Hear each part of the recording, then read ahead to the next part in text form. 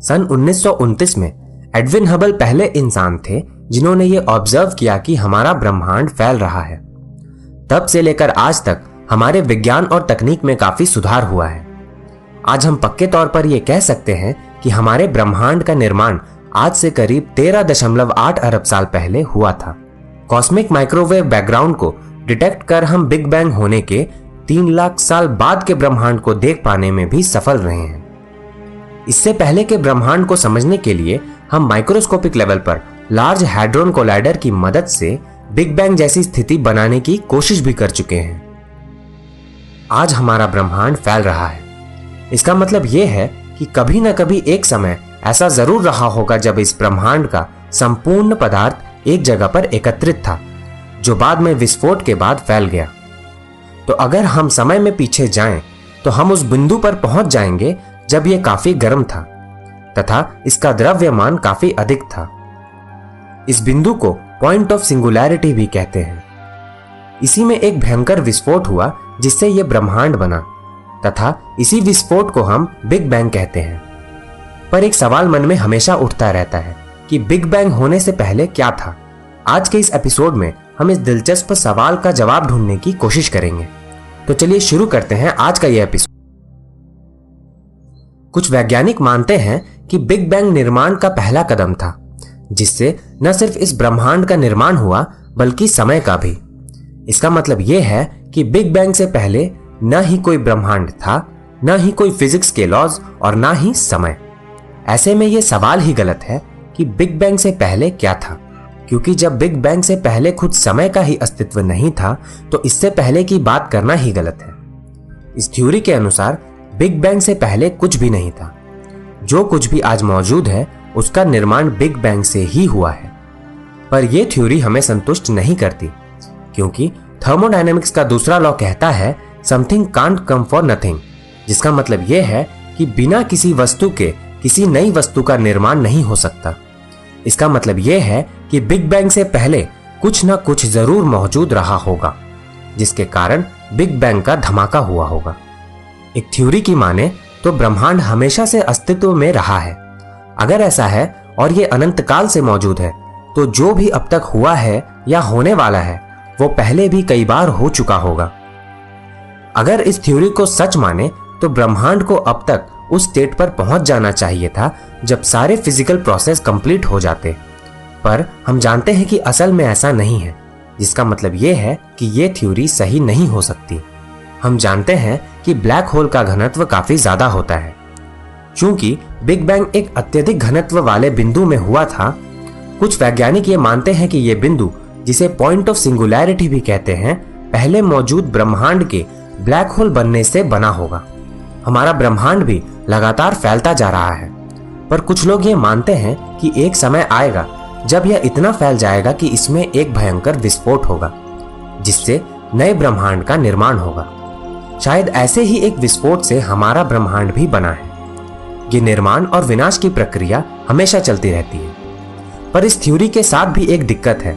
दरअसल ये इस सवाल का जवाब नहीं देती कि सबसे पहले जो ब्रह्मांड बना होगा आखिर वो कैसे बना होगा। मतलब कि हम फिर से वहीं पहुंच गए जहां से हम चले थे। एक और थ्योरी है मल्टीवर्स बबल थ्योरी। इस थ्योरी के अनुसार कई ब्रह्मांड मौजूद हैं जो अलग अलग बबल के अंदर मौजूद हैं। या तो वो आपस में टकराते हैं या फिर कई टुकड़ों में बढ़ जाते हैं। जब भी ऐसा होता है एक भयंकर विस्फोट होता है, जिससे एक नया ब्रह्मांड बनता है। शायद बिग बैंग भी ऐसे ही एक टकराव या विखंडन का नतीजा था। अगर इस थ्योरी को सही माने तो दो बबल में टकराव या विखंडन होने पर हमें कॉस्मिक माइक्रोवेव बैकग्राउंड में एक अनोखा सर्कुलर पैटर्न मिलना चाहिए, पर अभी तक हमें ऐसा कुछ भी नहीं मिला है। मल्टीवर्स से संबंधित एक और थ्योरी है जो स्ट्रिंग थ्योरी से निकलकर आती है। स्ट्रिंग थ्योरी को आने वाले एपिसोड में हम विस्तार में समझेंगे। फिलहाल आप बस ये जाने कि ये कहता है कि सबसे छोटे लेवल पर स्ट्रिंग्स या मेम्ब्रेन की तरह दिखने वाले पार्टिकल्स मौजूद होते हैं जो हमेशा वाइब्रेट करते रहते हैं। उनके वाइब्रेट करने के पैटर्न अलग अलग पार्टिकल्स को जन्म देते हैं, जैसे इलेक्ट्रॉन्स, प्रोटॉन्स, न्यूट्रॉन्स, ग्रेविटॉन्स इत्यादि। स्ट्रिंग थ्योरी के अनुसार कई डायमेंशंस यानी कि आयाम मौजूद होते हैं जिनमें ये स्ट्रिंग्स या मेम्ब्रेन्स काम करते हैं। इनके अलग अलग व्यवहार से कई ब्रह्मांड बनते हैं जो कि आपस में ग्रेविटी यानी कि गुरुत्वाकर्षण बल के जरिए इंटरैक्ट करते हैं। डार्क एनर्जी, जो कि हमारे लिए अभी भी एक अबूझ पहेली है, स्ट्रिंग थ्योरी के अनुसार ये एक ऐसी ऊर्जा है जो दूसरे ब्रह्मांड के गुरुत्वाकर्षण के प्रभाव को दर्शाती है।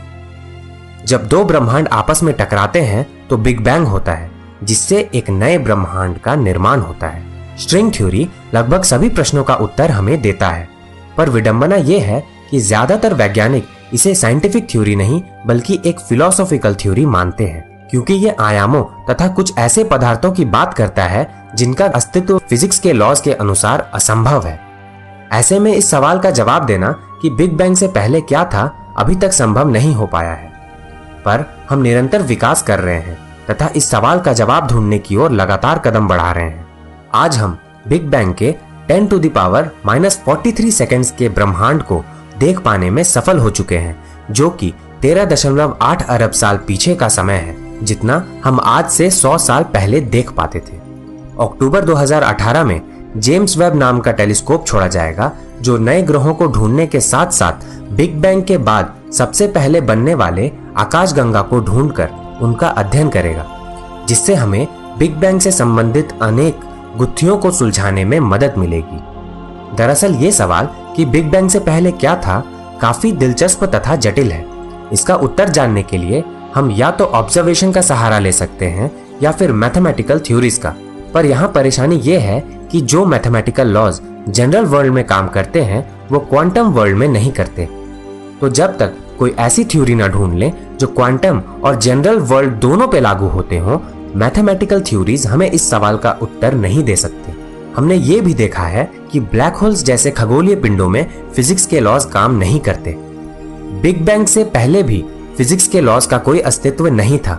तो अगर हम ये जान सकें कि लॉज किस कंडीशन में टूटते हैं और क्या होता है जब ये लॉज टूटते हैं, तो हम उस सवाल का जवाब देने के काफी करीब पहुंच जाएंगे जिसकी तलाश हम कर रहे हैं। दोस्तों, आज के इस एपिसोड में बस इतना ही। आशा करता हूं कि यह एपिसोड आपको पसंद आया होगा। अगर ऐसा है तो इस वीडियो को लाइक और शेयर करना न भूलें। अगर आप इस चैनल पर नए हैं तो इसे सब्सक्राइब जरूर करें। तो दोस्तों, मिलते हैं एक और दिलचस्प एपिसोड में। तब तक के लिए नमस्कार।